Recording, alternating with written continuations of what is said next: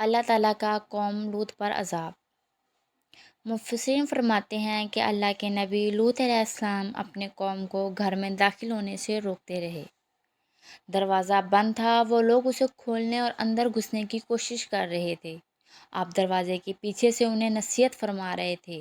جب صورتحال نازک ہو گئی تو آپ نے فرمایا، اے کاش مجھ میں تمہارے مقابلے کی طاقت ہوتی، یا میں کسی مضبوط قلعے میں پناہ پکڑ سکتا۔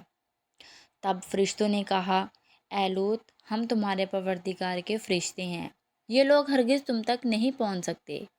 مفسرین فرماتے ہیں کہ جبرائیل علیہ السلام باہر تشریف لے گئے، اپنے پر کا ایک کنارہ ان کے چہروں پر مارا تو وہ اندھے ہو گئے، حتیٰ کہ بعض علماء کے قول کے مطابق ان کی آنکھیں بالکل معدوم ہو گئی، نہ ان کی جگہ باقی رہی۔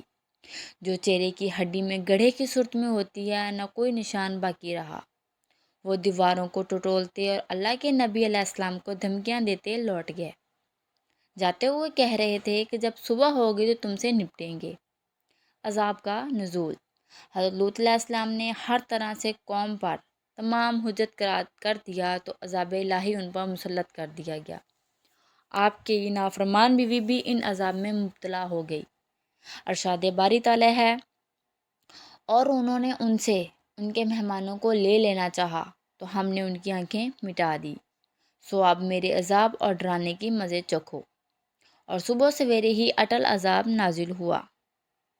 فرشتوں نے لوط علیہ السلام کی طرف سے متوجہ ہو کر کہا کہ آپ اپنے گھر والوں کو لے کر رات کے آخری حصے میں یہاں سے تشریف لے جائیں، اور جب قوم پر عذاب نازل ہو تو ان کی آواز سن کر تم میں سے کوئی پیچھے نہ دیکھے، اور آپ کو حکم ہوا کہ آپ سب ہمراہیوں کے پیچھے چلے، تیری بیوی کے سوا۔